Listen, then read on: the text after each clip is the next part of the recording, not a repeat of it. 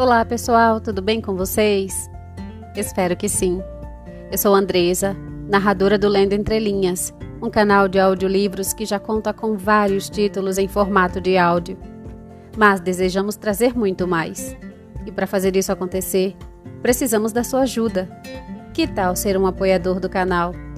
Você pode fazer uma doação no valor que desejar, através do link ou a chave Pix listados aqui na descrição do vídeo. Sua doação é muito importante para manter o canal ativo e a leitura chegando cada vez mais longe. Contamos com você. Beijão e fiquem com os novos capítulos a seguir.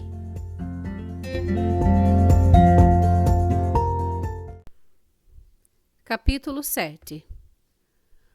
Com Lady Jessica e Arrakis, o sistema Bene Gesserit de semear lendas implantes por meio da missionária protetora chegou à sua realização plena. Há tempo se reconhece a sensatez das Bene Gesserit em semear o universo conhecido com um padrão de profecias para a proteção de uso pessoal. Mas nunca se viu uma condição uti extremis com um casamento tão perfeito de indivíduo e preparação. As lendas proféticas tornaram-se tão populares em Arrakis que até mesmo certos termos foram adotados. Entre eles, Reverenda Madre, Canto e Respondo e boa parte da panoplia Profectus da Sharia. E hoje é comum aceitar que as habilidades latentes de Lady Jessica foram grandemente subestimadas. Excerto de análise: A crise arrakina da princesa Irulan. Circulação reservada, número do arquivo Bene Gesserit, Arrakis, 810-88587. Em toda a volta de Lady Jessica, nas pilhas que se erguiam nos cantos do grande átrio de Arrakina, nos montes que se formavam nos espaços abertos, estava embalada toda a vida deles. Caixas de madeira e papelão, baús, valizes, algumas parcialmente abertas e desfeitas. Ela ouviu os carregadores da nave auxiliar da guilda depositarem mais uma leva na entrada. Jéssica estava parada no centro do átrio. Ela girou lentamente, olhando para cima e para os lados, para os entalhes sombreados, as frestas e as janelas em seus nichos profundos. Aquela sala gigantesca e anacrônica a fazia lembrar do salão das irmãs de sua escola Bene Gesserit. Mas na escola, o efeito tinha sido acolhedor. Ali, tudo era pedra fria. Algum arquiteto tinha se inspirado na história remota para criar aquelas paredes apoiadas em acrobotantes e as tapeçarias escuras, ela pensou. O teto abobadado erguia-se 2 andares acima dela com imensas vigas transversais, que certamente tinham sido transportadas pelo espaço até Arrakis a um custo monstruoso. Nenhum planeta daquele sistema tinha árvores para fazer aquelas vigas, a menos que a madeira das vigas fosse artificial. Nela achava que não. Aquele havia sido o palácio do governo na época do Antigo Império. Os custos não tinham tanta importância então. Tinha sido antes dos Harkonnen e de sua nova megalópole em Cartago. Um lugar ordinário e despudorado a uns 200 quilômetros a nordeste do outro lado da terra partida. Leto fizera bem ao escolher aquele lugar como sede de seu governo. O nome Arrakina soava bem, repleto de tradição. E era uma cidade menor, mais fácil de esterilizar e defender. Mais uma vez, ouviu-se o estrépito de caixas sendo descarregadas na entrada. Jéssica suspirou. Apoiando numa caixa de papelão à direita de Jéssica, estava um retrato pintado do pai do Duque. O barbante do embrulho pendia do quadro como um enfeite rasgado. Um pedaço do barbante ainda estava na mão esquerda de Jéssica.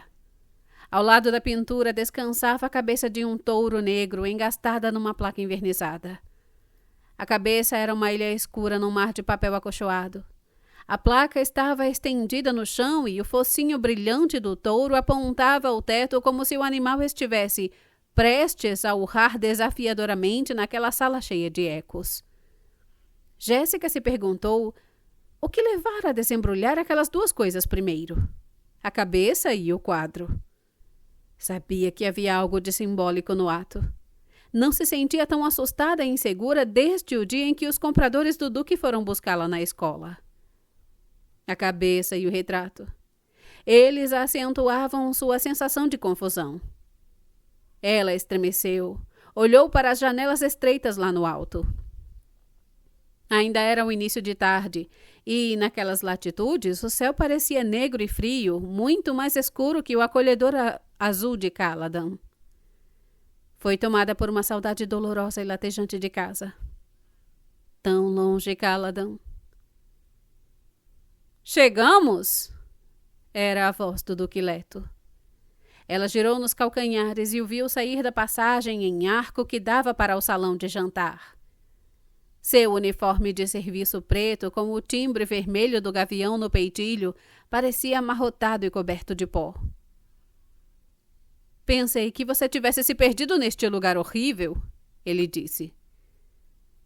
É uma casa fria, ela comentou. Observou a altura dele, a pele morena que a fazia pensar em bosques de oliveiras e num sol dourado sobre águas azuis. Havia fumaça no cinza de seus olhos, mas a face era a de um predador. Magra, cheia de ângulos e planos agudos. Um medo repentino do Duque oprimiu o peito de Jéssica. Ele tinha se tornado uma pessoa bastante selvagem e obcecada desde que tomara a decisão de obedecer à ordem do imperador. A cidade inteira parece fria, ela disse. É uma cidadezinha fortificada, suja e poeirenta. Ele concordou. Mas mudaremos isso? Ele olhou ao redor do átrio. Esta é a área pública para as ocasiões de gala. Acabei de dar uma olhada em alguns dos aposentos íntimos da ala sul. São muito agradáveis. Ele se aproximou, tocou o braço no dela e, admirando-lhe a imponência. Mais uma vez, ele ficou curioso quanto aos ancestrais desconhecidos da mulher. Uma casa desertora, talvez? Membros excluídos da realeza? Ela parecia mais régia que as filhas do imperador. Pressionada pelo olhar penetrante dele, Jéssica se virou um pouco expondo seu perfil. E ele percebeu que não havia nada singular e preciso que distinguisse a beleza dela. O rosto era oval sob uma touca de cabelos da cor do bronze polido. Os olhos espaçados eram verdes e límpidos como o céu matutino de Caladan. O nariz era pequeno, a boca larga e generosa. Seu talhe era agradável, mas escasso. Era alta e a elegância roubara-lhe algumas curvas. Ele se lembrou de que as irmãs leigas da escola a chamavam de magrela, pelo que lhe disseram seus compradores. Mas aquela descrição era excessivamente simplista. Ela devolvera uma beleza régia à estirpe dos Atreides. Ele estava feliz por Paul ter se saído à mãe. Onde está Paul? Ele perguntou. Em algum lugar da casa, estudando com Yue. Provavelmente na ala sul, ele disse. Pensei ter ouvido a voz de Yue, mas não tive tempo de dar uma olhada. Olhou para ela hesitante. Vim aqui somente para pendurar a chave do castelo Caladan no salão de jantar. Ela prendeu a respiração. Deteve o impulso de abraçá-lo. Pendurar a chave. Havia finalidade naquele ato. Mas ali não era a hora nem o lugar para consolá-lo. Vi nosso estandarte em cima da casa quando entramos, ela disse. Ele olhou para o quadro do pai. Onde é que você ia pendurar isso? Aqui, em algum lugar? Não. A palavra soou categórica e definitiva, fazendo-a saber que poderia convencê-lo com um truque, mas uma discussão franca seria inútil. Ainda assim, ela tinha de tentar, mesmo se o gesto só servisse para não a deixar esquecer que ela não o enganava. Milord, ela disse, se ao menos... A resposta ainda é não. Eu, vergonhosamente, faço sua vontade em muitas coisas, mas não nisto. Acabei de vir do salão de jantar e ali há... Milord, por favor. A escolha é sua digestão ou minha dignidade ancestral, minha cara, ele disse. Serão pendurados na sala de jantar, Ela suspirou. Sim, milord. Você pode retomar seu hábito de fazer as refeições em seus aposentos sempre que possível. Espero vê-la em sua devida posição somente nas ocasiões formais. Obrigada, milord. E nada de frieza e formalidades comigo. Agradeça-me por nunca ter me casado com você, minha cara. Senão seria sua obrigação juntar-se à minha mesa em todas as refeições. Ela manteve a face imóvel e assentiu. Howard já instalou o nosso próprio farejador de venenos no teto do salão de jantar. Ele disse. Há um modelo portátil em seu quarto. Você previu esta discordância, ela disse. Minha cara, também penso em seu conforto. Contratei serviçais. São daqui, mas Howard os aprovou. São todos Fremen. Darão para o gasto até podermos liberar nosso pessoal de seus deveres. E será que alguém daqui está realmente seguro? Todos aqueles que odeiam os Harkonnen. Talvez você queira até ficar com a governanta, a Shadow Mapes. Shadow? Jéssica disse. Um título Fremen? Disseram-me que quer dizer aquela que retira a água do poço. Um significado com implicações muito importantes por aqui. Você talvez não a ache lá muito servil, apesar de Howard falar muito bem dela com base no relatório de Duncan. Estão convencidos de que ela deseja servir. Mais especificamente, que ela deseja servir você.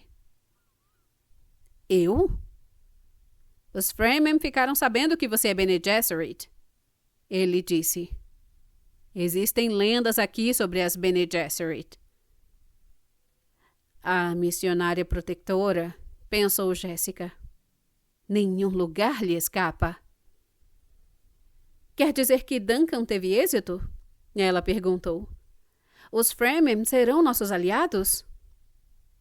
Não há nada definitivo ainda, ele respondeu. Duncan crê que eles querem nos observar por algum tempo. Mas eles prometeram fazer uma trégua e parar de atacar nossas vilas mais afastadas. É uma vitória mais importante do que pode parecer.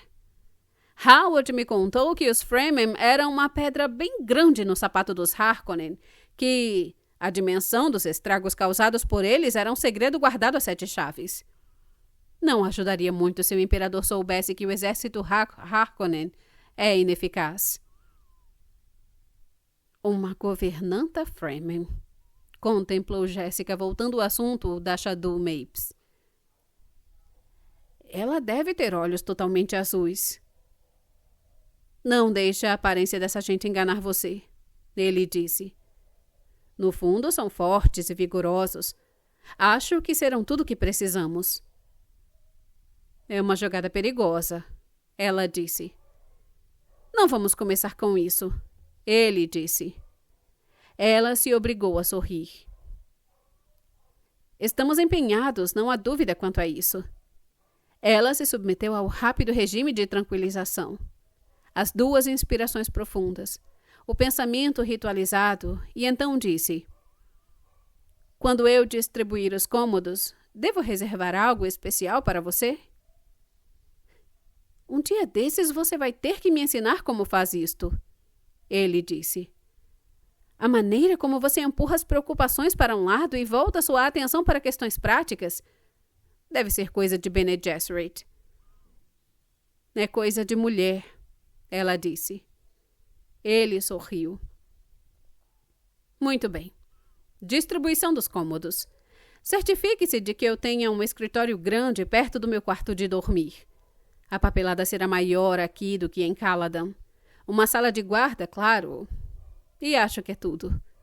Não se preocupe com a segurança da casa. Os homens de Howard foram minuciosos. Tenho certeza que sim. Ele deu uma olhadela no relógio de pulso. E cuide para que todos os nossos relógios sejam ajustados de acordo com o horário de Arrakina.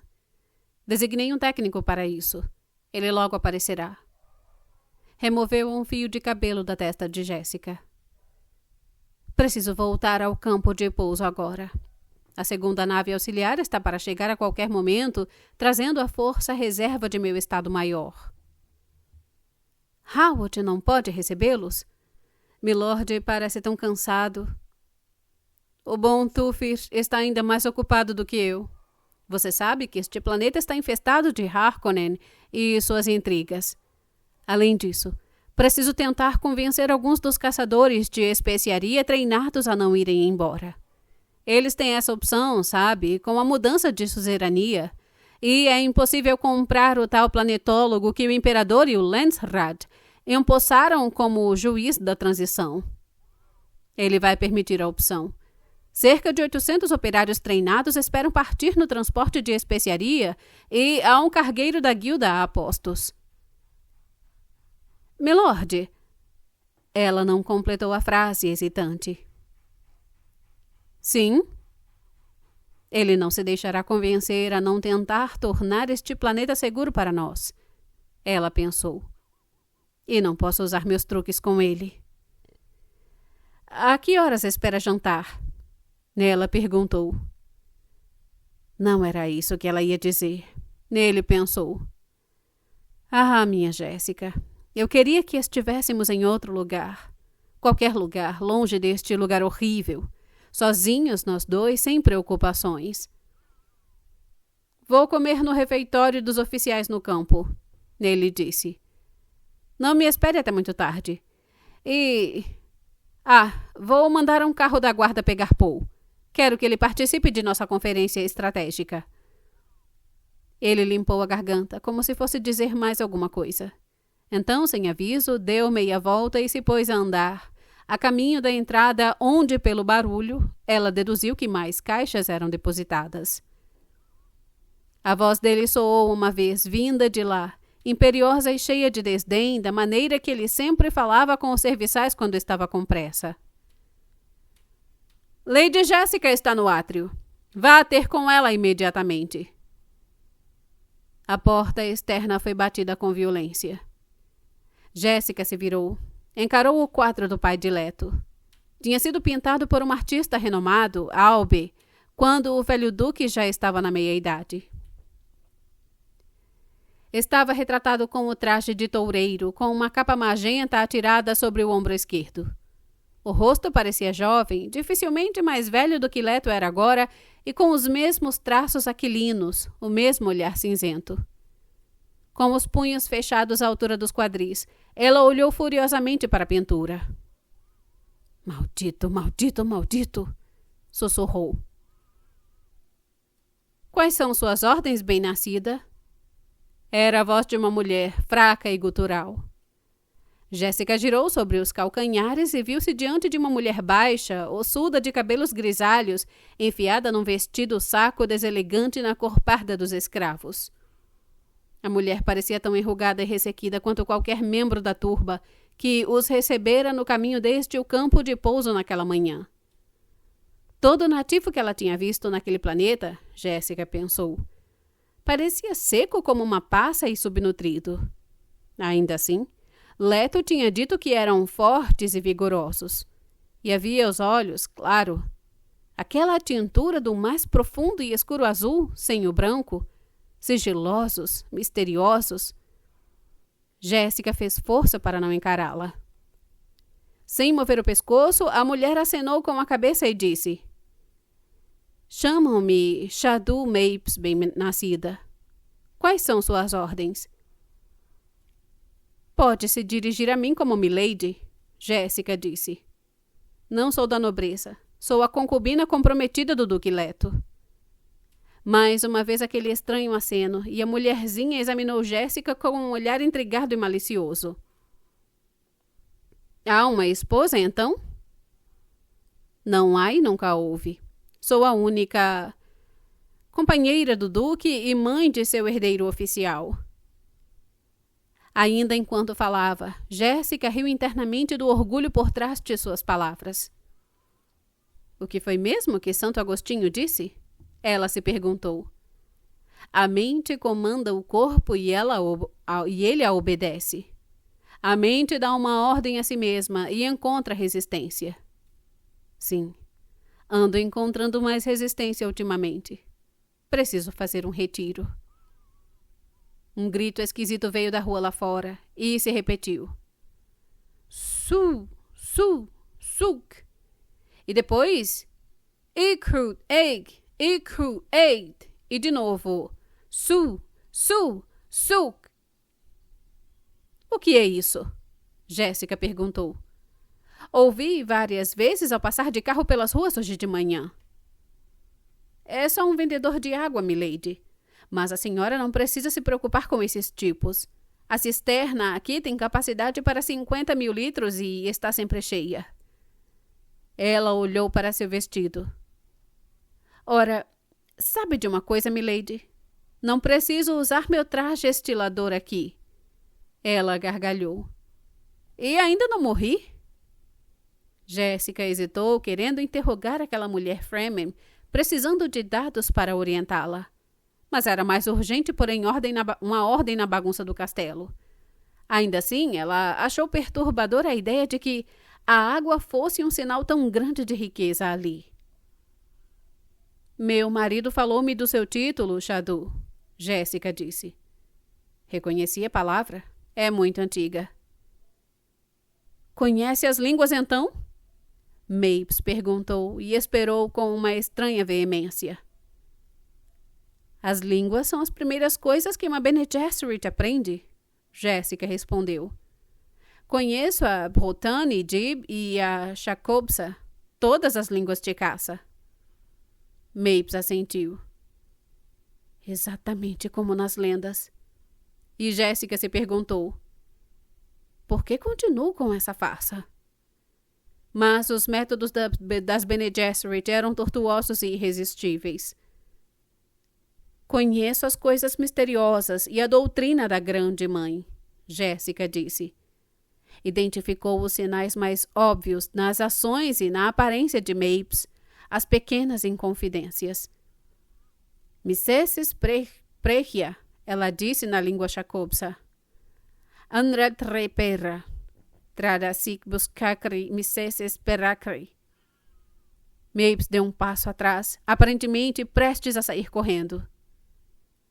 Sei muitas coisas, Jéssica disse.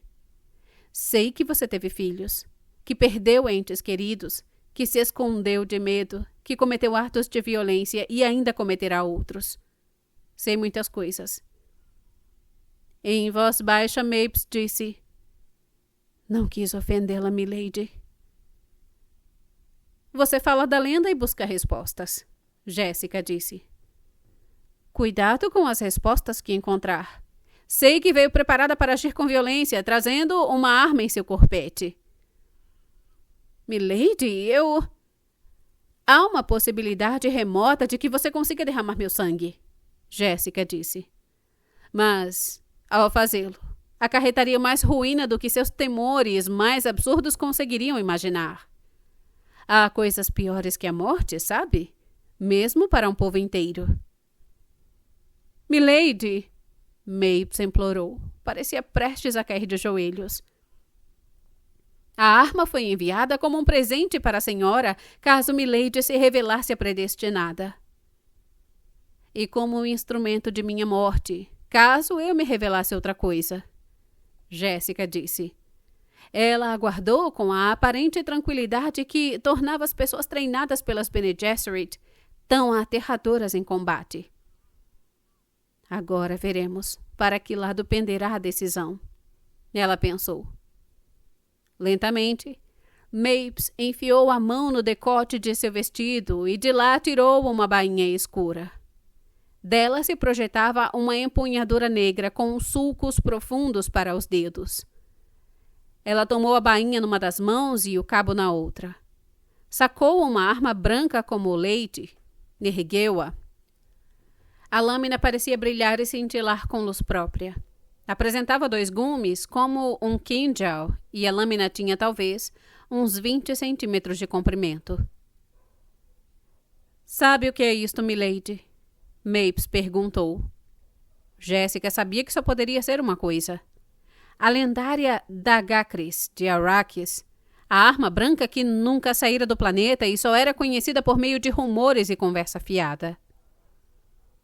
É uma Dagakris, ela disse. Cuidado com o que diz, Mapes disse. Sabe o que significa? E Jéssica pensou. A pergunta teve algo de incisivo. Eis a razão para esta Freeman estar a meu serviço, para fazer essa pergunta. Minha resposta pode levar à violência ou o quê? Ela quer uma resposta minha. O significado de uma faca. Ela é chamada de Shadu na língua Shakobsa. A faca é criador da morte em Shakobsa. Ela está ficando impaciente. Preciso responder agora. A demora é tão perigosa quanto a resposta errada. Jéssica disse. É uma criador. Ai! Chorou Mapes. Era um som tanto de pesar quanto de exultação. Ela estremeceu com tanta força que a lâmina da faca disparou pequenos reflexos cintilantes por toda a sala. Jéssica esperou aprumada. Sua intenção tinha sido dizer que a faca era um criador da morte e depois acrescentar a palavra antiga. Mas todos os seus sentidos agora alertavam. Todo o intenso treinamento para a prontidão que revelava significados no mais casual dos espasmos musculares. A palavra-chave era criador. Criador? Criador. Ainda assim, Mape segurava a faca como se estivesse preparada para usá-la. Jéssica disse. Você pensou que eu, conhecendo os mistérios da Grande Mãe, não conheceria o Criador? Mapes baixou a faca. Milady, quando se convive há tanto tempo com a profecia, o momento da revelação é um choque. Jéssica pensou na profecia. A Sharia e toda a panoplia Profectus. Uma Bene Gesserit da missionária protectora descera ali séculos antes. Morta havia tempo, sem dúvida, mas depois de cumprido seu objetivo. As lendas protetoras implantadas naquelas pessoas para o dia em que as Bene Gesserit precisassem. Bem, havia chegado o dia. Mapes devolveu a faca à bainha e disse: Essa é uma arma instável, milady. Guarde-a perto da senhora. Se passar mais de uma semana longe da pele, ela começará a se desintegrar. Será sua. Um dente de Shai Hulud, enquanto milady viver. Jéssica estendeu a mão direita e arriscou. Mapes, você embanhou a lâmina sem tirar sangue.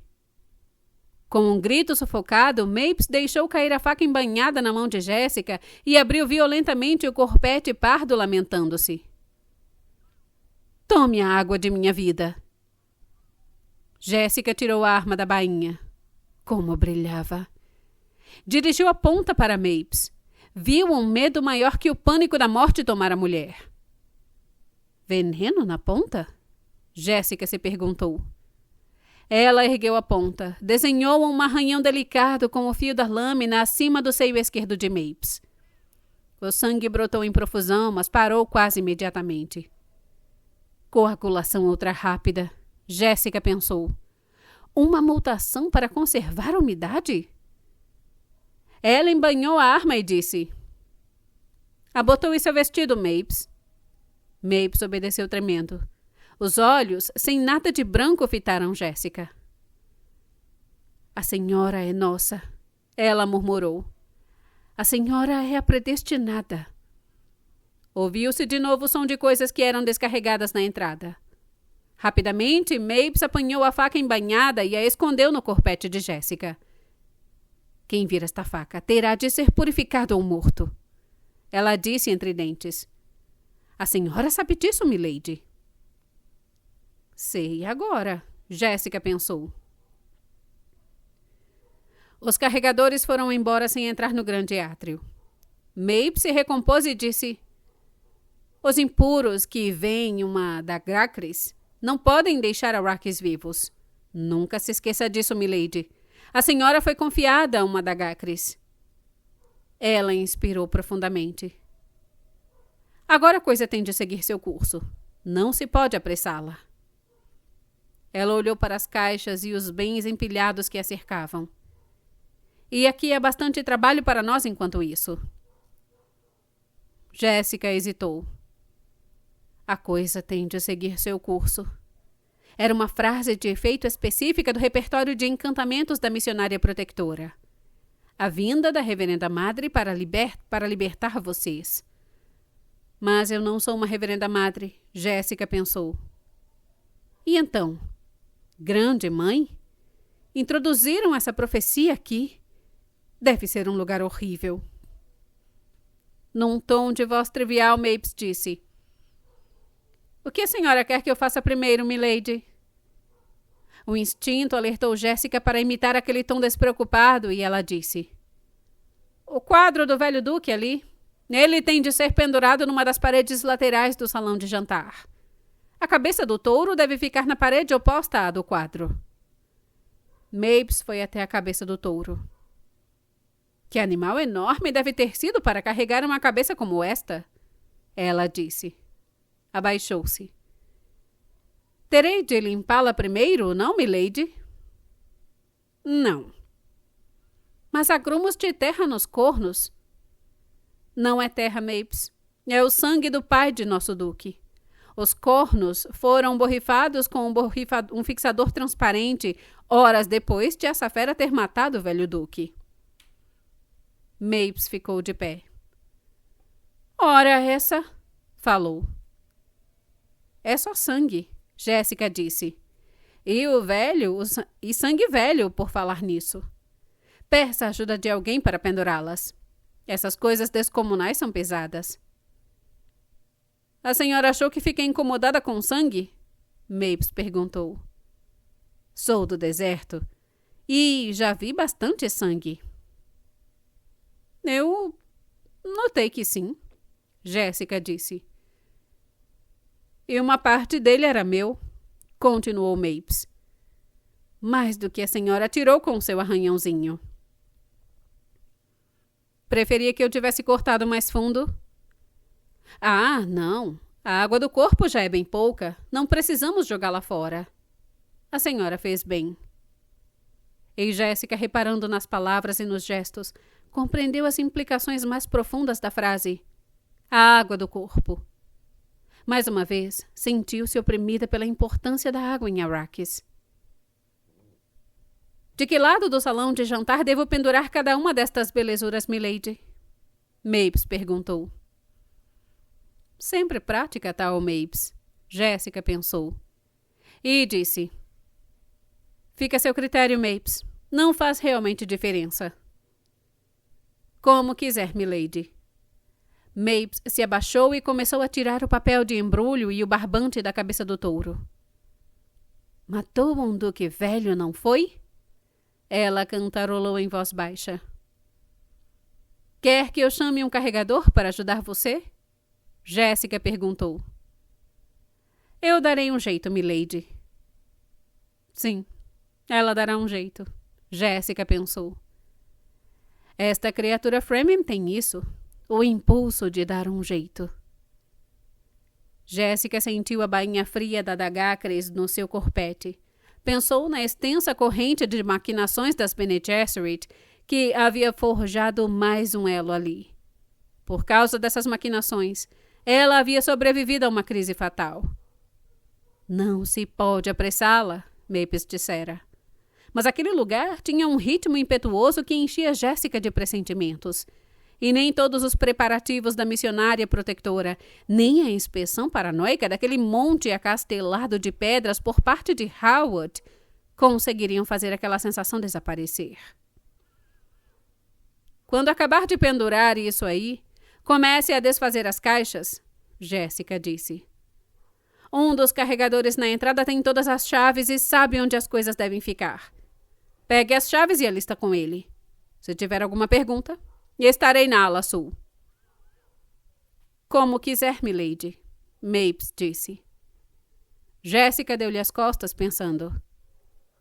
Howard pode ter aprovado a segurança desta residência, mas há algo errado neste lugar.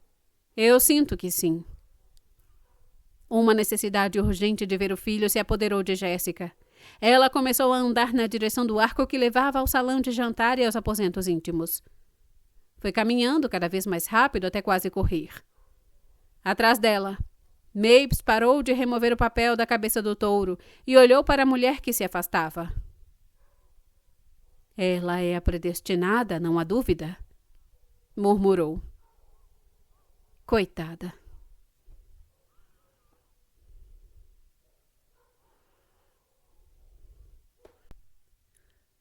Capítulo 8.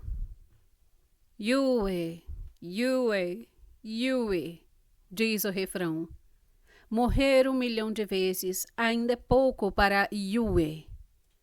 Excerto da história de Muad'Dib para crianças, da princesa Irulan.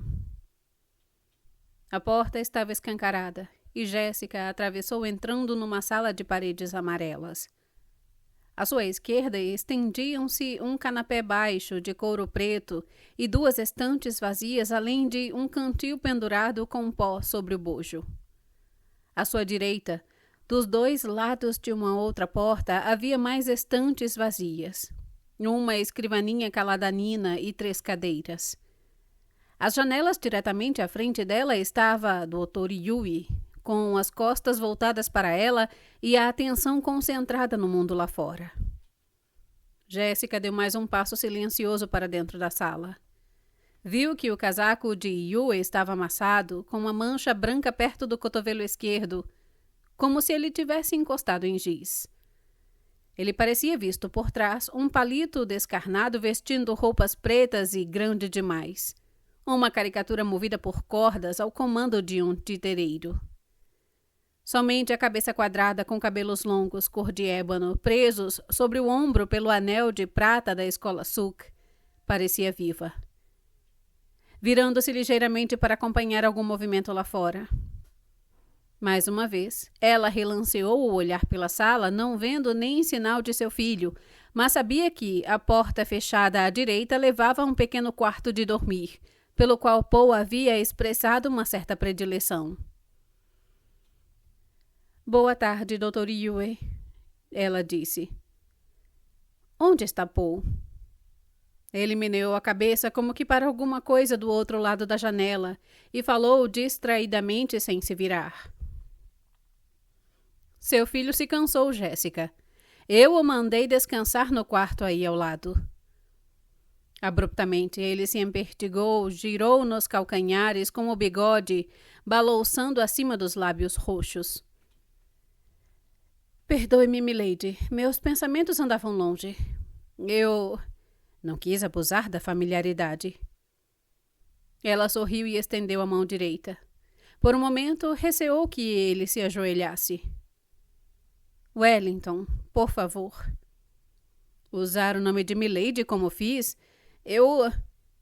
Nós nos conhecemos há 6 anos, ela disse.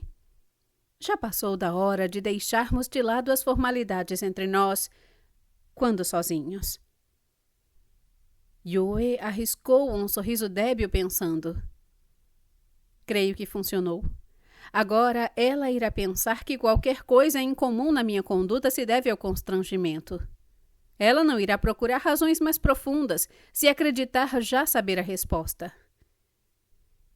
Receio que estive distraído, ele disse. Toda vez que eu sinto pena de milady, receio que penso em milady como... Bem, Jéssica. Pena de mim? Por quê? Yue deu de ombros. Havia tempos ele percebera que Jéssica não tinha sido abençoada com plenas habilidades de proclamar a verdade como sua Vanna. Ainda assim, ele dizia a verdade a Jéssica sempre que possível. Era mais seguro. Viu este lugar, Jéssica. Ele tropeçou no nome. Atirou-se. Tão estéril perto de Caladan. E o povo? As mulheres da cidade pelas quais passamos vindo para cá, gritando debaixo dos véus. A maneira como olharam para nós. Ela cruzou os braços sobre o peito, sentindo ali a Dagacres, uma arma entalhada a partir do dente de um verme da areia, se os relatórios estivessem corretos. É só que somos estranhos para elas. Pessoas diferentes, costumes diferentes. Elas só conheciam os Harkonnen. Desviou o olhar para as janelas. O que estava olhando lá fora? Ele voltou a olhar para a janela. As pessoas. Jéssica colocou-se ao lado dele. Olhou para a esquerda em direção à frente da casa, onde a atenção de Yue se concentrava.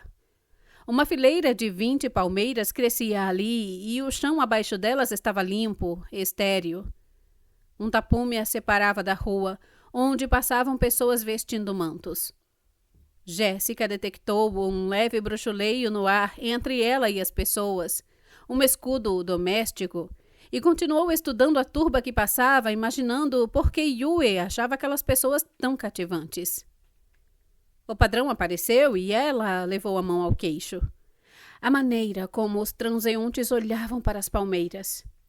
Ela viu inveja, um pouco de ódio, até mesmo uma sensação de esperança.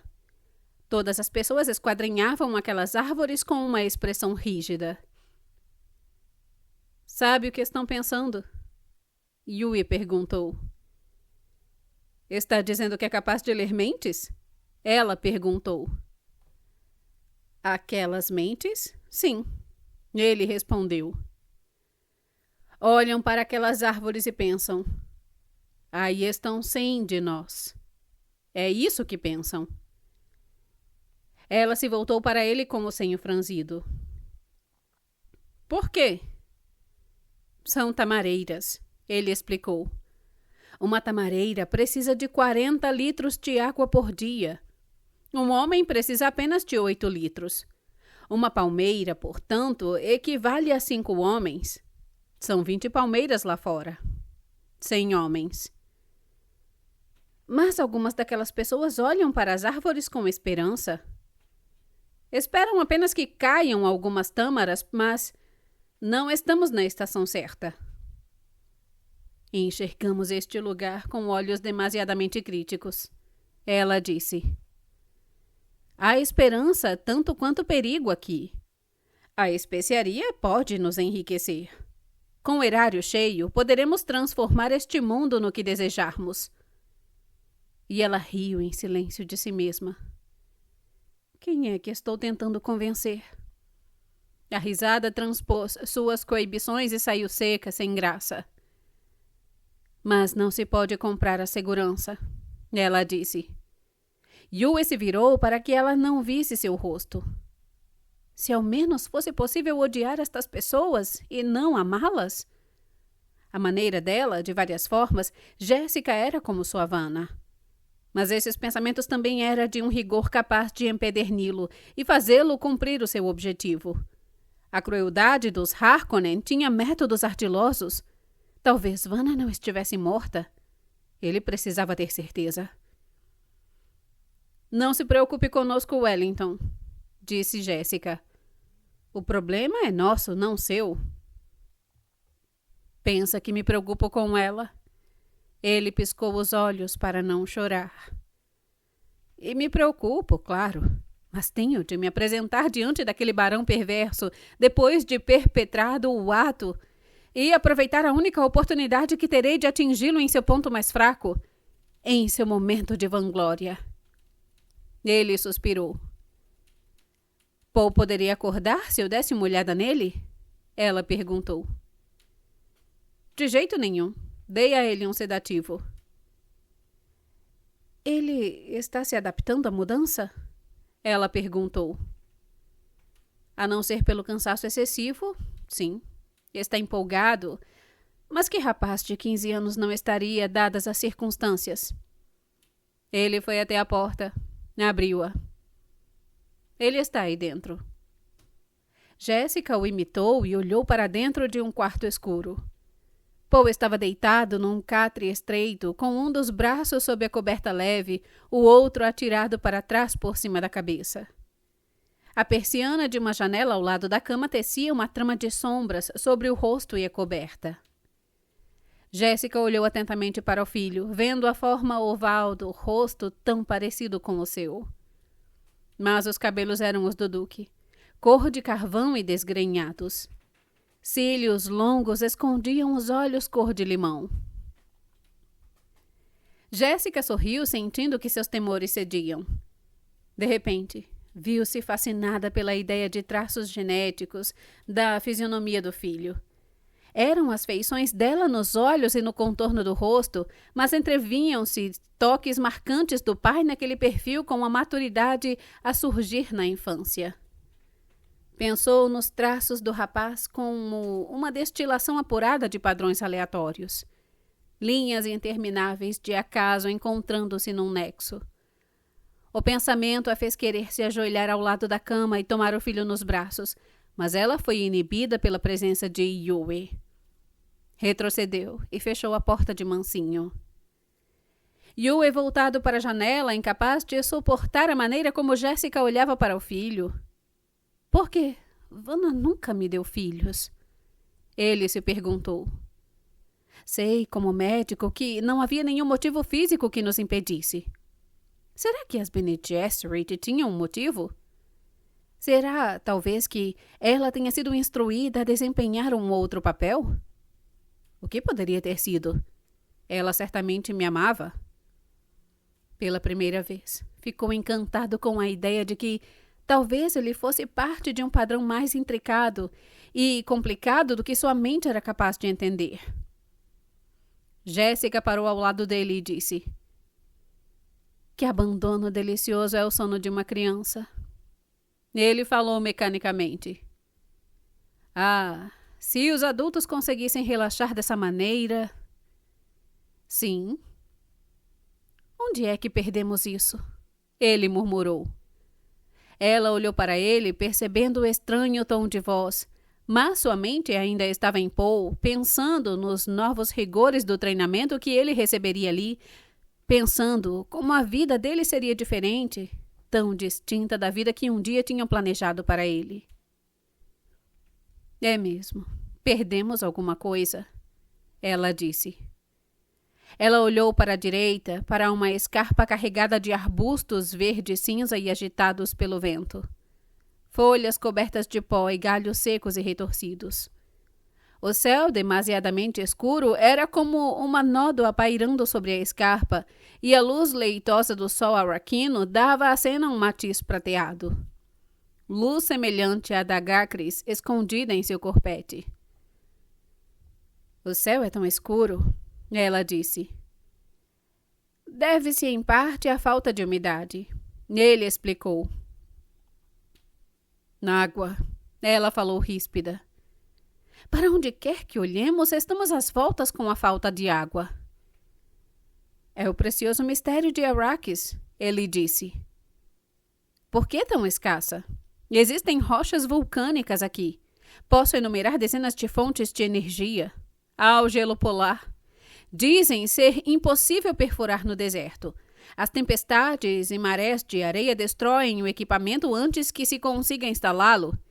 E isso se os vermes da areia não fizerem o serviço primeiro. De qualquer maneira, nunca encontraram sinais de água por lá. Mas o mistério, Wellington, o verdadeiro mistério são os poços que foram perfurados aqui nas pias e bacias. Já leu a respeito deles? No início, um fiozinho d'água. Depois nada. Ele disse.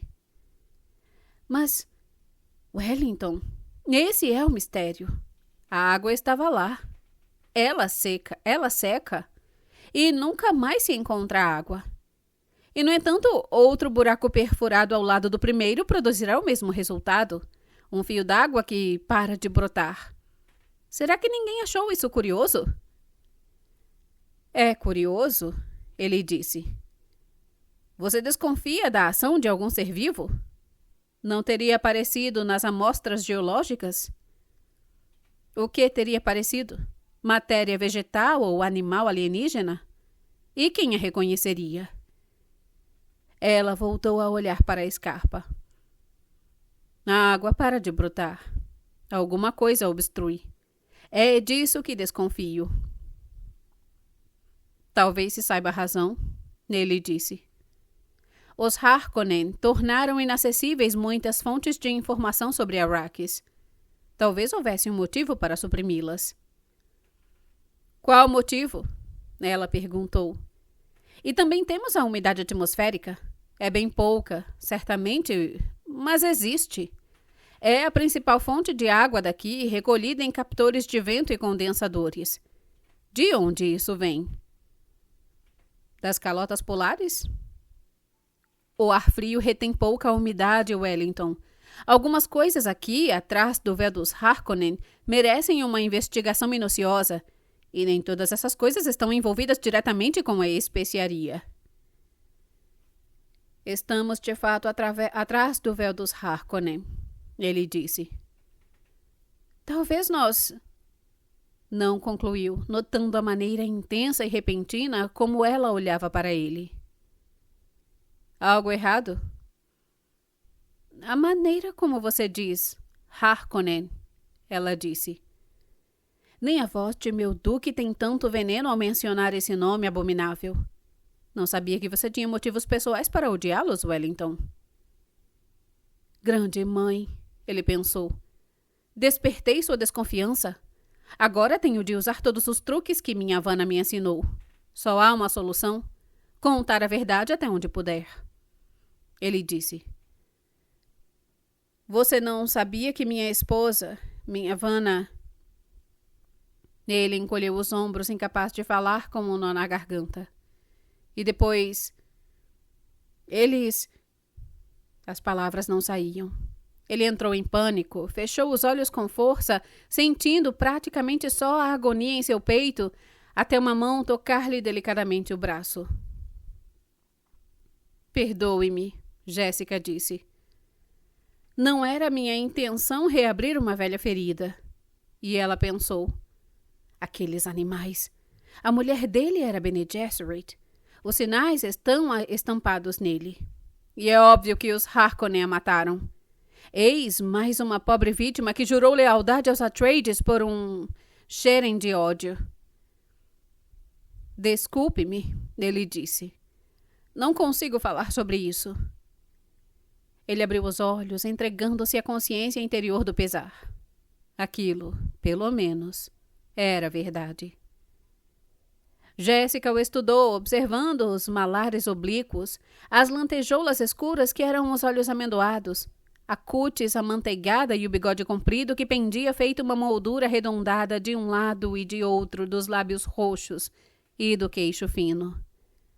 Ela viu que as rugas da face e da testa eram marcas de tristeza tanto quanto de idade. Viu-se tomada por uma profunda afeição por ele. Wellington, sinto muito por termos trazido você para este lugar perigoso, ela disse. Vim por livre e espontânea vontade, ele falou. E aquilo também era verdade. Mas este planeta inteiro é uma armadilha dos Harkonnen. Você certamente sabe disso, ela disse. Será preciso mais que uma armadilha para apanhar o Duque Leto. Ele retorquiu, e aquilo também era verdade. Talvez eu deva confiar um pouco mais nele, ela disse. É um estrategista brilhante. Fomos desarraigados, ele explicou. É por isso que estamos apreensivos. E como é fácil matar a planta desarraigada, ela disse, especialmente quando a colocam em solo hostil. Houve tumultos por causa da água quando ficaram sabendo quantas pessoas o Duque acrescentaria à população. Ela comentou. Só pararam quando souberam que instalaríamos novos captadores de vento e condensadores como compensação. Não há muita água aqui para manter a vida humana, ele disse. As pessoas sabem que, se houver mais gente para beber uma quantidade ilimitada de água, o preço subirá e os miseráveis morrerão. Mas o Duque já resolveu isso.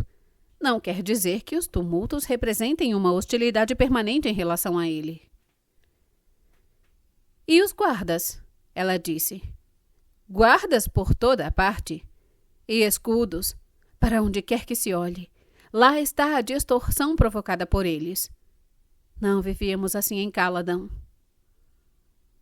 Dê uma chance a este planeta, ele pediu. Mas Jéssica continuou a olhar friamente pela janela. Sinto o cheiro da morte neste lugar, ela disse. Howard mandou batedores para cá aos montes.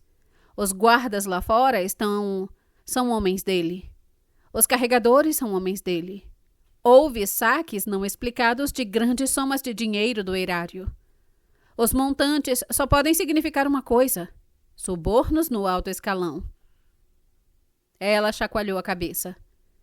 A morte e a trapaça seguem Tufir Howard aonde quer que ele vá. Assim você o difama?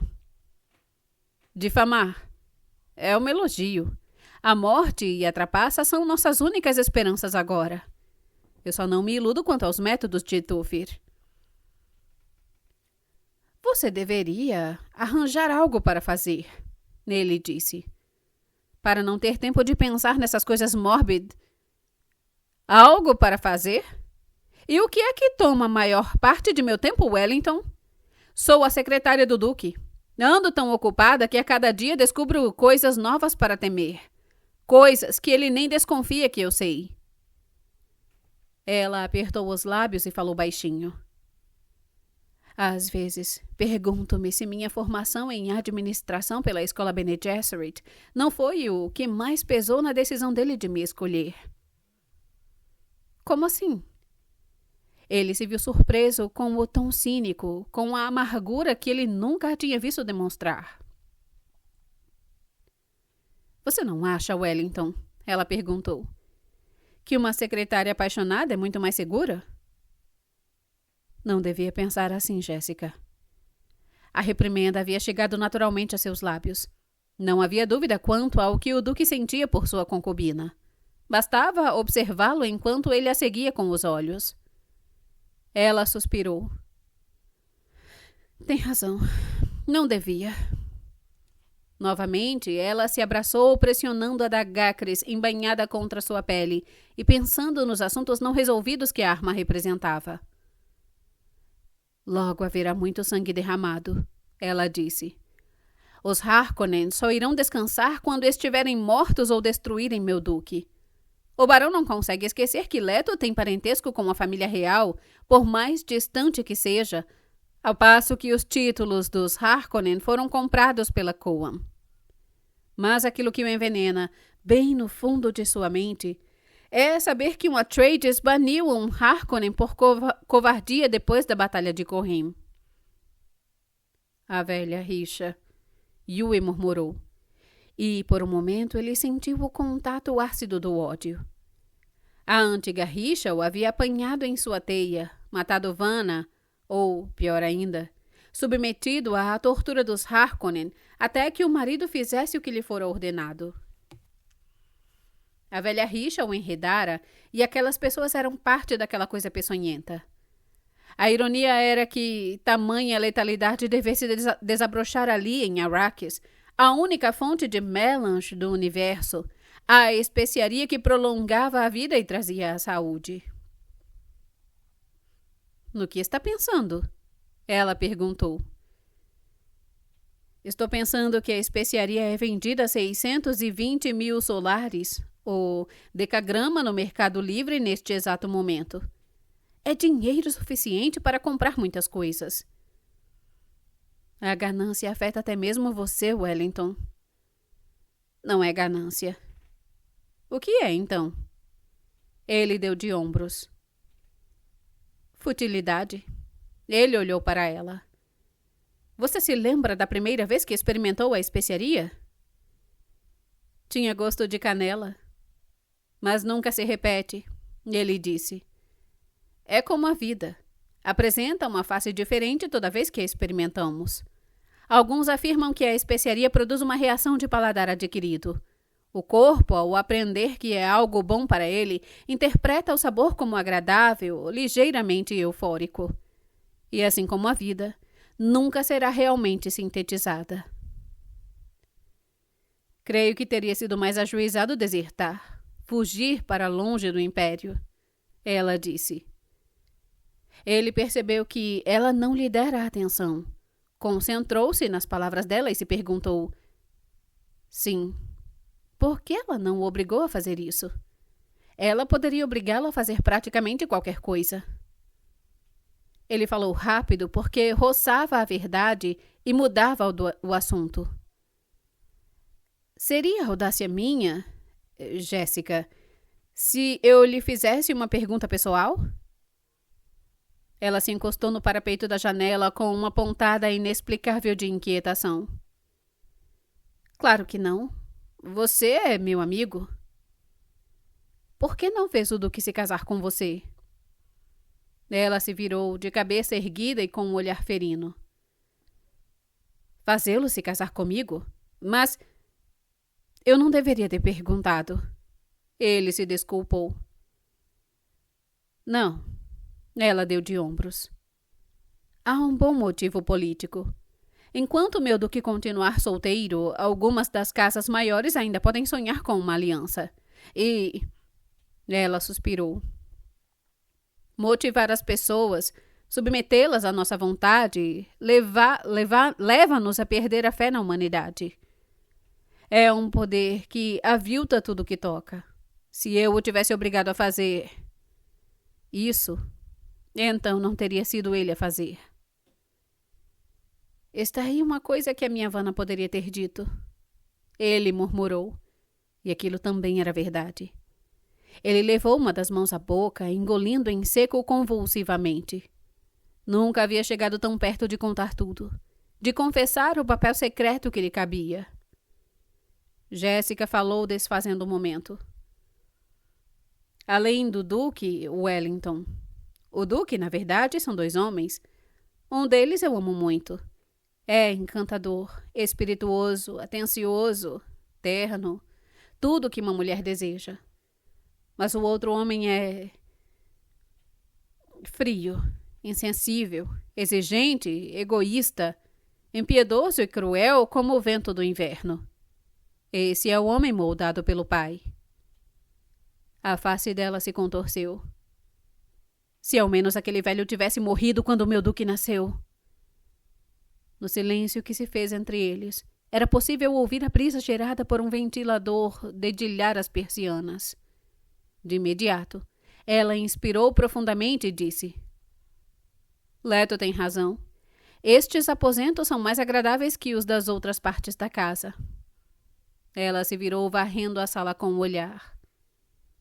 Se me der licença, Wellington, quero dar mais uma olhada nesta ala antes de distribuir os cômodos. Ele concordou.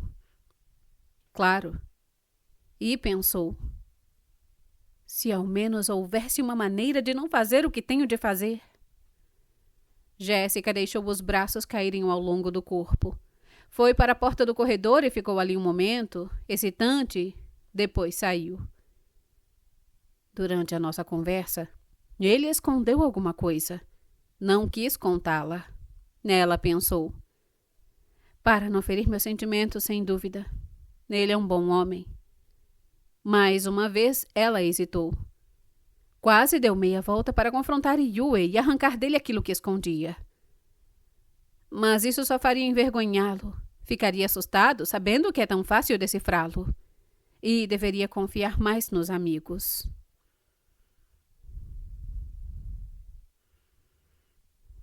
Capítulo 9. Muitos notaram a rapidez com que Muad'Dib aprendeu as necessidades de Arrakis. As Bene Gesserit, naturalmente, sabem por quê. Para os demais, podemos dizer que Muad'Dib aprendeu rápido porque primeiro lhe ensinaram como aprender. E a primeira lição de todas foi desenvolver a confiança fundamental de que ele era capaz de aprender. É surpreendente saber quantas pessoas não acreditam ser capazes de aprender e quantas outras creem que aprender é difícil. Muad'Dib sabia que toda a experiência era uma lição. Excerto de A Humanidade de Muad'Dib, da princesa Irulan. Poe estava deitado na cama fingindo dormir. Tinha sido fácil escamotear o sonífero do Dr. Yue e fingir engoli-lo. Paul reprimiu uma risada. Até mesmo sua mãe tinha acreditado que ele dormia. Teve vontade de se levantar num salto e pedir-lhe permissão para explorar a casa, mas percebera que ela não aprovaria. As coisas ainda estavam desordenadas demais. Não, era melhor assim. Se eu sair de fininho sem pedir permissão, não terei desobedecido ordens, e ficarei dentro da casa onde é seguro. Ouviu a mãe e Yue conversando no outro cômodo. As palavras eram indistintas. Algo sobre a especiaria, os Harkonnen. A conversa ora se fazia ouvir, ora não. A atenção de Paul se dirigiu à cabeceira entalhada de sua cama. Uma cabeceira falsa presa à parede que escondia o controle das funções do quarto.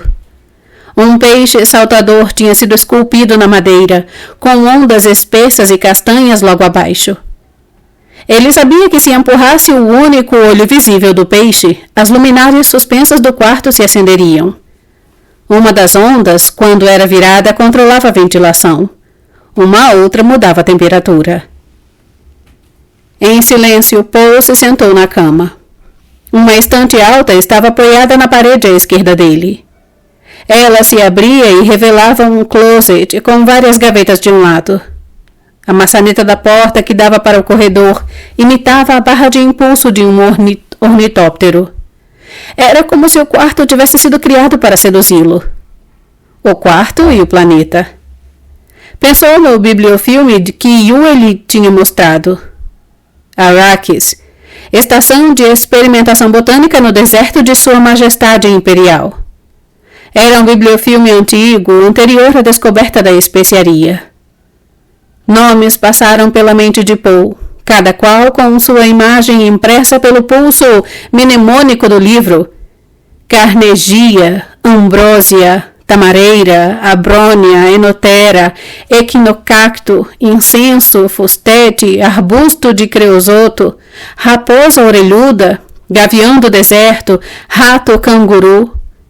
Nomes e imagens do passado do homem na Terra, e muitos já não eram mais encontrados em nenhum outro lugar do universo, exceto ali em Arrakis. Tantas coisas novas para aprender.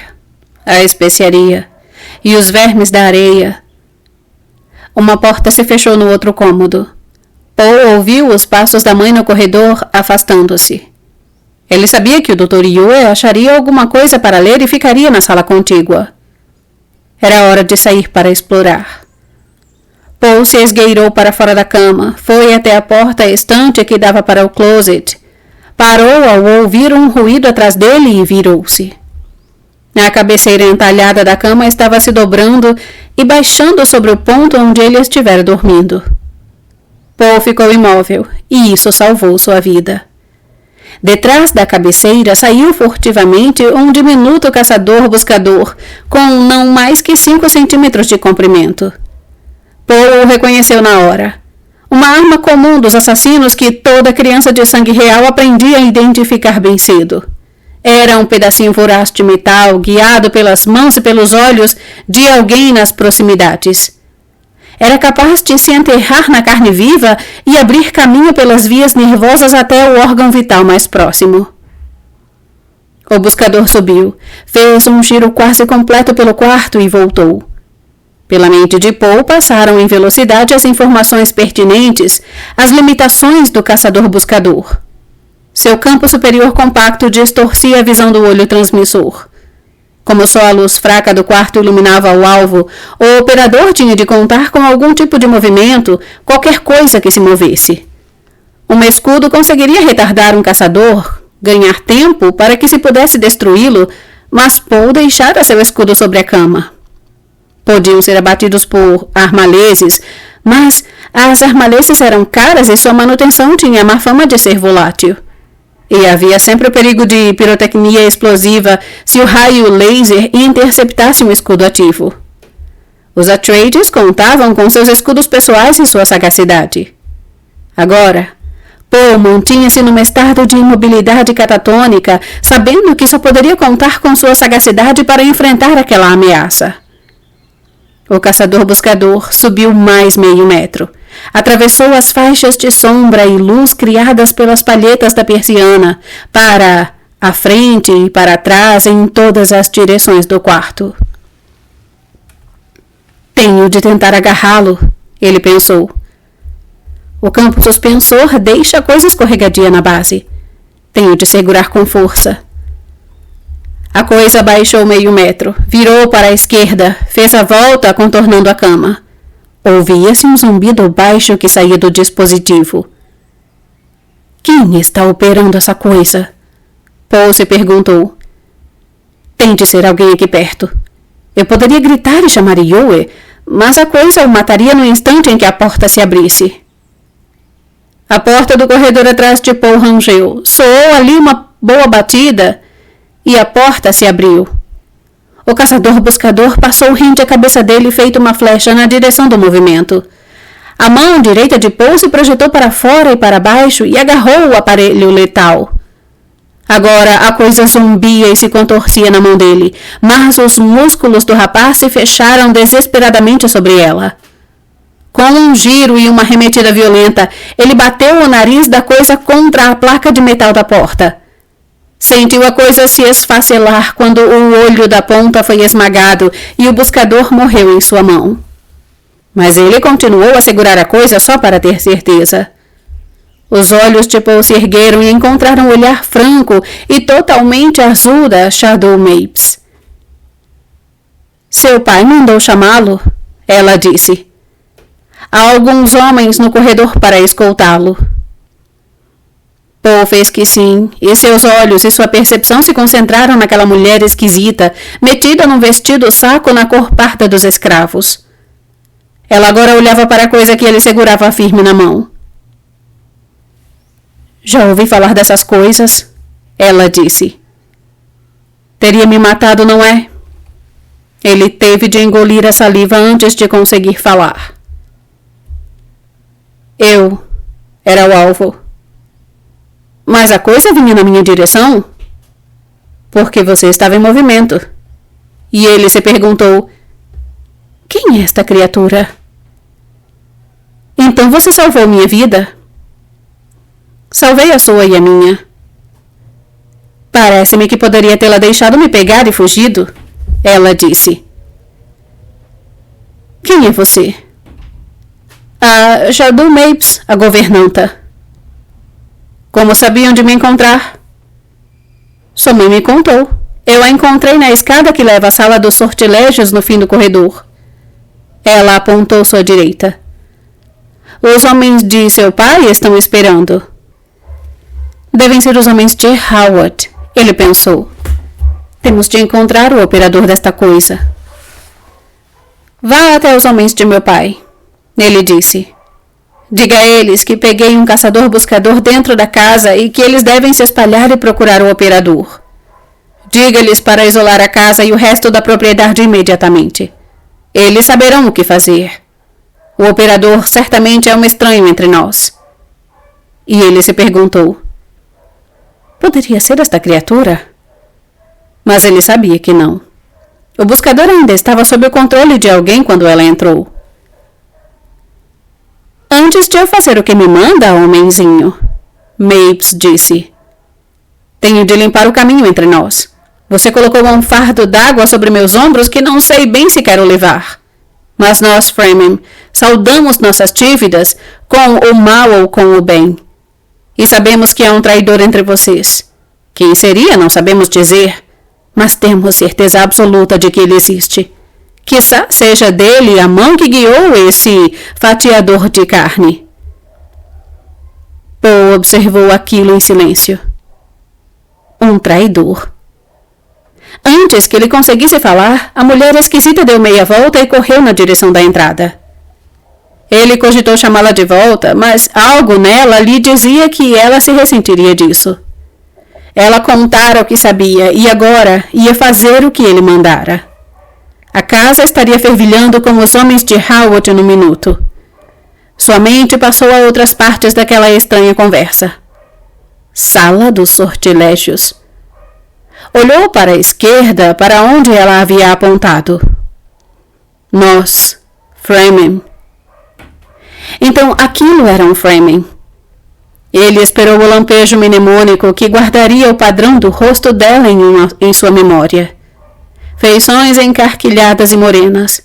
Olhos de um azul sobre azul sem nada de branco. Ele anexou o rótulo. A Shadow Mapes. Ainda segurando o buscador em pedaços, Paul voltou para seu quarto. Apanhou seu cinturão escudo sobre a cama com a mão esquerda, cingiu a cintura e o afivelou, enquanto voltava a sair para o corredor e disparava pela esquerda. Ela tinha dito que a mãe dele estava em algum lugar por ali. Uma escada, uma sala dos sortilégios. Capítulo 10. O que sustentou Lady Jessica no momento de sua aprovação? Pense com cuidado neste provérbio das Bene Gesserit, e talvez você entenda. Qualquer estrada, se seguida exatamente até seu fim, leva exatamente a lugar nenhum. Escale a montanha só um pouquinho, para verificar se é mesmo uma montanha. Do topo, não se vê a montanha. Exceto de Muad'Dib, memorial da família da princesa Irulan. No fim da ala sul, Jessica encontrou uma escada metálica que subia em caracol até uma porta oval. Ela olhou rapidamente para trás para o corredor e outra vez para a porta. Oval? Ela se admirou. Que formato estranho para a porta de uma casa! Pela janela sob a escada em caracol, ela via o grande sol branco de Arrakis, que se movia na direção da noite. Sombras compridas criavam o corredor. Ela voltou sua atenção para a escada. A dura iluminação indireta destacava torrõezinhos de terra seca sobre o metal trabalhado e vazado dos degraus. Jessica pousou uma das mãos sobre o corrimão e começou a subir. O corrimão era frio ao contato de sua palma em movimento, e ela parou ao chegar à porta. Viu que não havia maçaneta, só uma leve depressão na superfície, bem onde a maçaneta deveria estar. Não pode ser uma fechadura palmar, ela disse consigo mesma. Uma fechadura palmar é fechada ou aberta pela forma da mão e pelas linhas da palma de um indivíduo.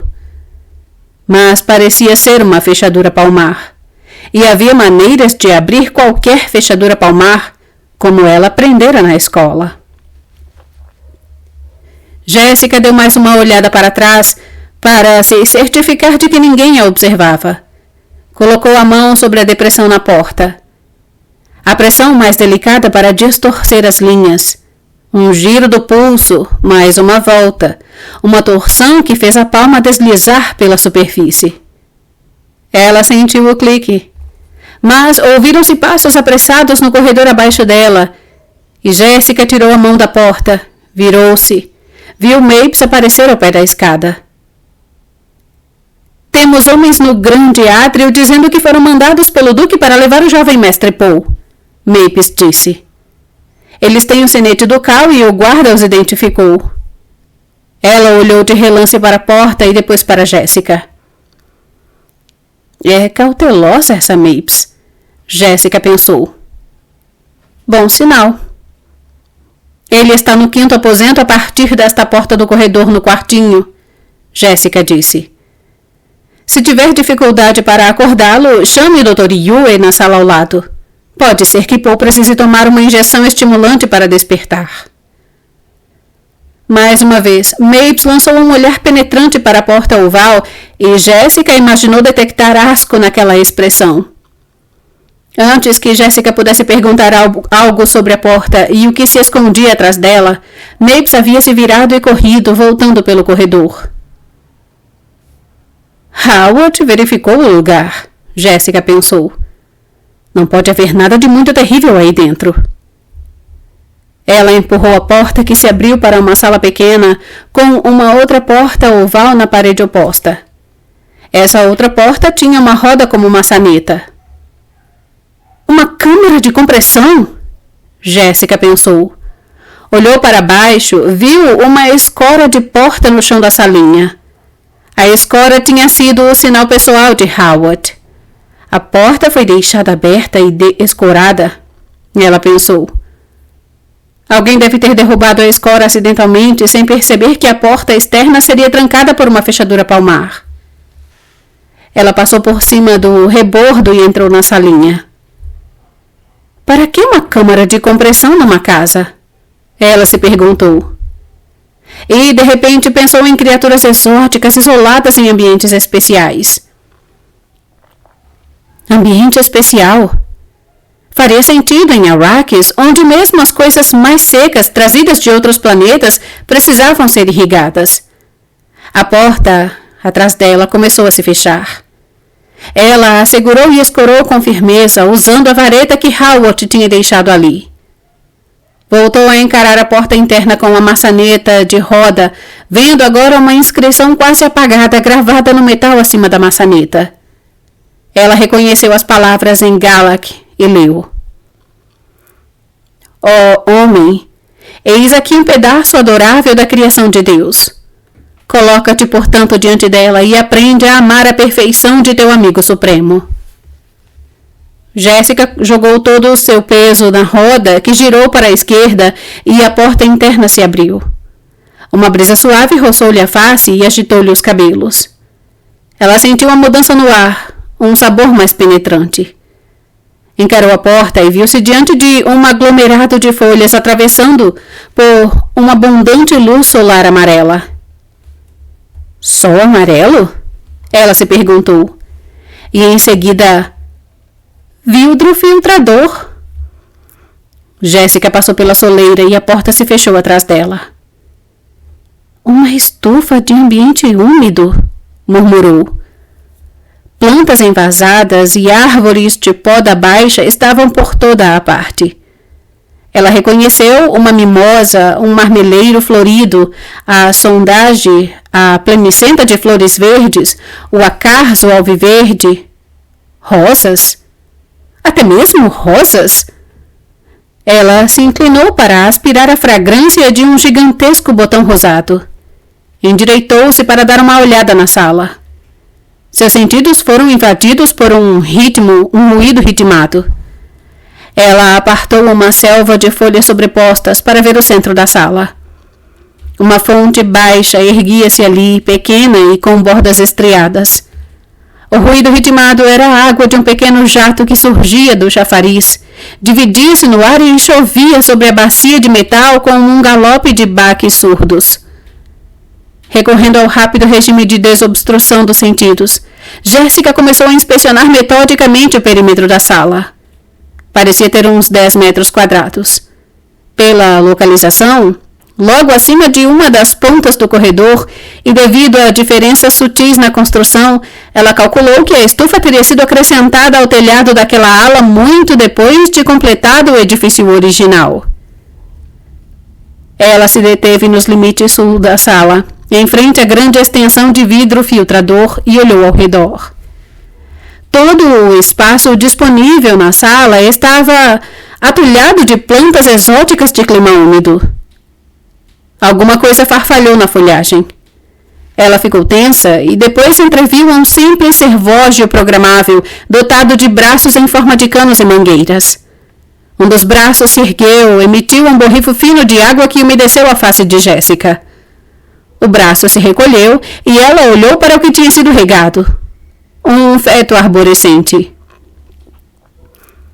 Água em toda parte naquela sala?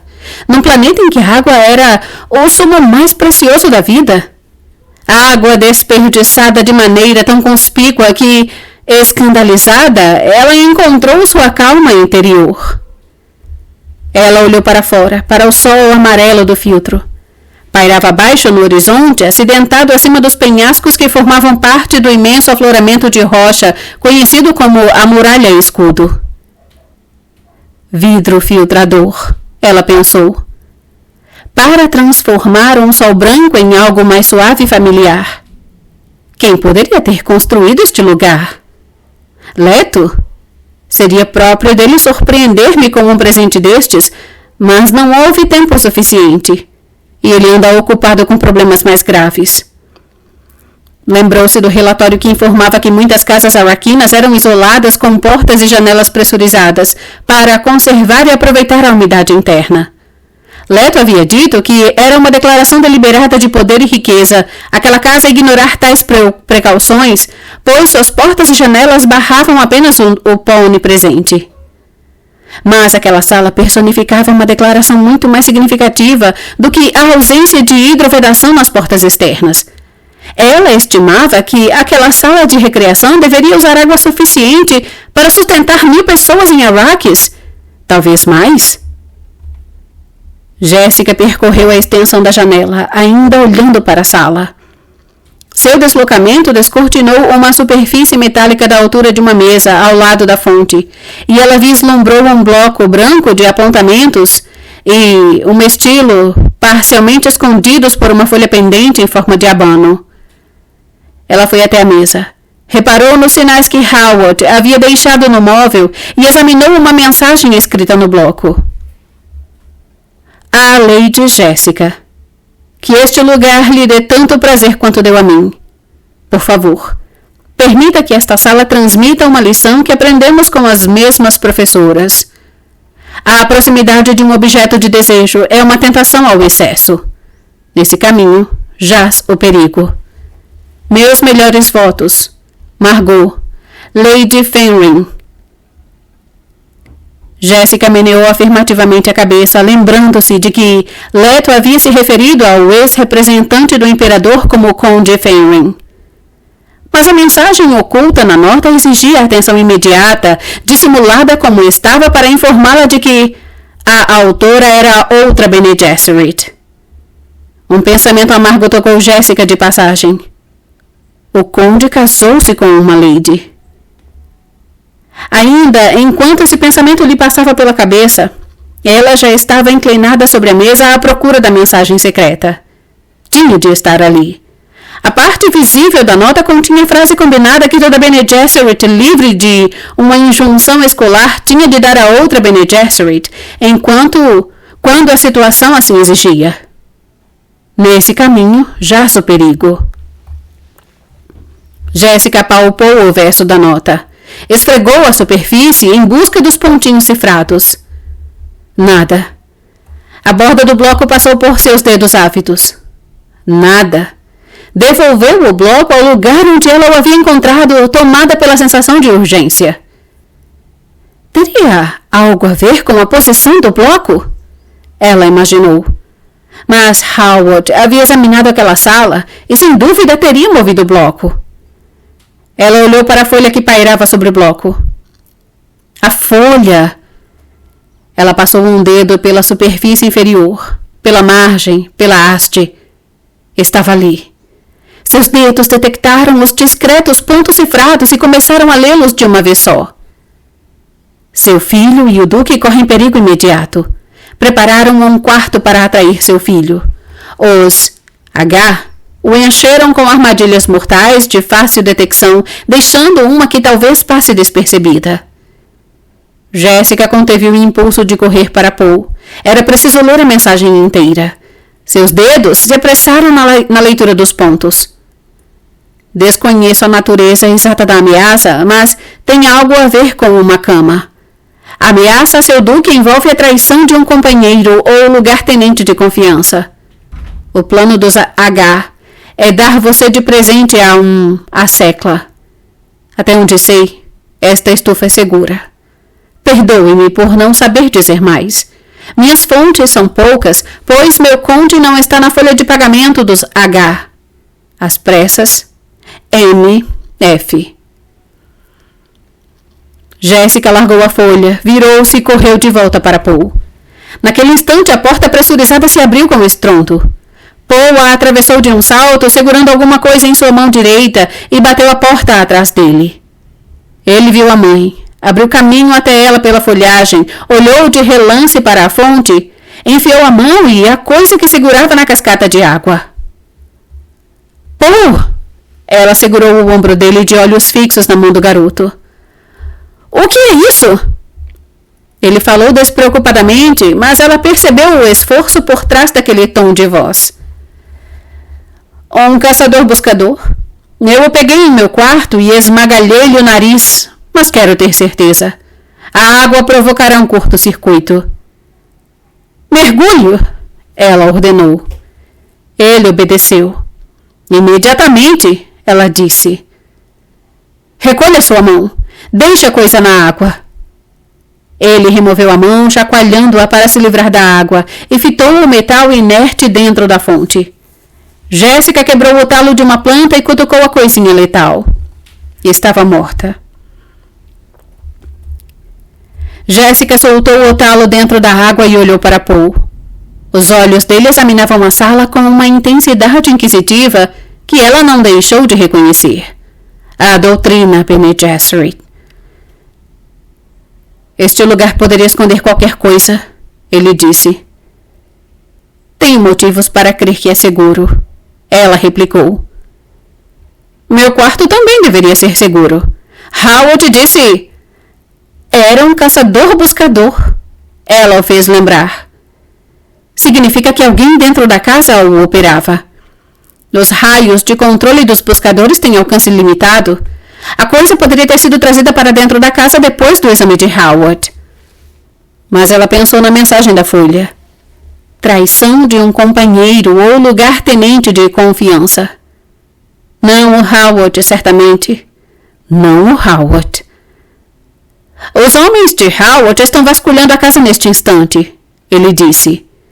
Esse buscador quase pegou a velha que foi me acordar. Acha do Mapes? Jéssica disse, lembrando-se do encontro na escada. A convocação de seu pai para... Pode esperar, Paul disse. Por que acha que esta sala é segura? Ela apontou o bilhete e o explicou. Ele relaxou um pouco. Mas Jéssica continuou tensa por dentro, pensando... Um caçador-buscador? Mãe de misericórdia? Foi preciso todo o seu treinamento para evitar um acesso de tremor histérico. Paul falou com toda tranquilidade. Foram os Harkonnen, naturalmente. Teremos de destruí-los. Ouviu-se uma batida à porta pressurizada, o código usado por uma das unidades de Howard. Entre, Paul gritou. A porta se escancarou e um alto homem com o uniforme dos Atreides e a insígnia de Howard na boina inclinou-se e entrou na sala. Aí está o senhor, ele disse. Encontramos no porão uma pilha de pedras que escondia um homem. Tinha com ele o painel de controle de um buscador. Quero participar do interrogatório, Jéssica disse. Sinto muito, milady. Nós lhe demos uma surra tentando capturá-lo. Ele morreu. Nada que possa identificá-lo? Ela perguntou. Ainda não encontramos nada, milady. Era natural de Arrakis? Paul perguntou. Jéssica acenou afirmativamente com a cabeça diante da perspicácia da pergunta. Parece que sim, o homem disse. Foi enfiado naquela pilha de pedras há mais de um mês, pelo jeito, e deixado ali para nos esperar. As pedras e a argamassa no ponto por onde ele entrou no porão estavam intactas quando inspecionamos o lugar ontem. Aposto minha reputação nisso. Ninguém está questionando sua meticulosidade, disse Jéssica. Eu estou, milady. Devíamos ter usado sondas sônicas lá embaixo. Presumo que estejam fazendo isso agora? Paul disse. Sim, senhor. Avise meu pai que vamos nos atrasar. Agora mesmo, senhor. Ele olhou para Jéssica. Howard ordenou que, nas atuais circunstâncias, o jovem-mestre seja mantido num lugar seguro. Novamente os olhos dele varreram a sala. Que tal aqui? Tenho motivos para crer que é seguro, ela disse. Tanto Howard quanto eu examinamos esta sala. Então montarei guarda lá fora, milady, até termos vasculhado a casa mais uma vez. Ele fez uma reverência, levou a mão à boina, cumprimentando Paul, e saiu por onde tinha entrado e fechou a porta. Paul rompeu o silêncio repentino, dizendo: Não seria melhor examinarmos a casa nós mesmos mais tarde? Seus olhos talvez vejam coisas que os outros deixaram passar. Esta ala era o único lugar que eu não tinha examinado, ela explicou. Eu a deixei por último porque Howard cuidou dela pessoalmente, completou ele. Ela lançou um olhar rápido e inquisitivo para o rosto dele. Você desconfia de Howard? Ela perguntou. Não, mas ele está ficando velho. Está sobrecarregado de trabalho. Poderíamos aliviá-lo um pouco. Isso só o humilharia e prejudicaria sua eficiência, ela disse. Nenhum inseto perdido conseguirá andar por esta ala depois que lhe contarem o que aconteceu. Ficará envergonhado pelo... Temos de tomar nossas próprias providências, interrompeu ele. Howard serve os Atreides há 3 gerações, ela disse. Ele merece todo o nosso respeito e confiança, vezes e vezes sem conta. Paul disse. Quando meu pai se irrita com algo que você tenha feito, ele diz: Bene Gesserit, como se fosse uma ofensa. E o que eu faço para irritar seu pai? Discute com ele. Você não é seu pai, Paul. E Paul pensou. Ela ficará preocupada, mas tenho de lhe contar o que a tal Mapes disse sobre um traidor entre nós. O que você está escondendo? Jéssica perguntou. Não é do seu feitio, Paul. Ele deu de ombros e contou o que se passara entre ele e Mapes. E Jéssica pensou na mensagem da folha. Tomou uma decisão repentina, mostrou a folha a Paul e contou-lhe o que a mensagem dizia. Meu pai precisa saber disso agora mesmo, ele disse. Vou radiografar a mensagem em código e enviá-la. Não, ela mandou. Vai esperar, até poder falar com ele a sós. Quanto menos pessoas souberem disso, melhor. E com isso você quer dizer que não devemos confiar em ninguém? Há outra possibilidade, ela disse. Pode ser que fosse para esta mensagem chegar até nós. As pessoas que a deixaram talvez acreditassem que era verdade, mas talvez o único propósito fosse que esta mensagem chegasse até nós. O rosto de Paul continuou sério e impassível. Para semear a desconfiança e a suspeita em nossas fileiras e dessa maneira nos enfraquecer. Ele concluiu. Você precisa falar com seu pai em particular e alertá-lo quanto a essa possibilidade, ela disse. Entendi. Ela se virou para a alta janela de vidro filtrador, olhou para fora, para sudoeste, onde o sol de Arrakis afundava, uma esfera amarelada acima dos penhascos. Paul a imitou e disse: Também acho que não seja Howard. Poderia ser Yue. Ele não é um dos lugares tenentes nem um companheiro, ela disse. E posso garantir que ele odeia os Harkonnen tanto quanto nós. Paul dirigiu sua atenção para os penhascos, pensando. E não poderia ser Gurney? Nem Duncan? Seria um dos suboficiais? Impossível. São todos de famílias leais a nós há gerações e por bons motivos. Jéssica esfregou a testa, sentindo o próprio cansaço. É tamanho perigo aqui. Ela olhou para a paisagem amarelada pelo filtro, estudando-a. Depois das terras do cais, estendia-se um pátio de armazenagem delimitado por uma cerca alta e dentro dele fileiras de silos da especiaria, com torres de vigia sobre palafitas a contorná-lo, tal qual aranhas assustadas e numerosas. Via dali pelo menos 20 pátios cheios de silos que se estendiam até os penhascos da muralha escudo. Ou uma repetição de silos que tartamudeavam por toda a bacia. Aos poucos, o sol modificado pelo filtro ia se enterrando no horizonte. As estrelas surgiam do nada. Ela viu uma estrela brilhante tão baixa no horizonte que piscava com um ritmo claro e preciso, um tremor de luz. Pisca, pisca, Pisca, pisca, pisca. Paul se mexeu ao lado dela na sala tomada pela penumbra.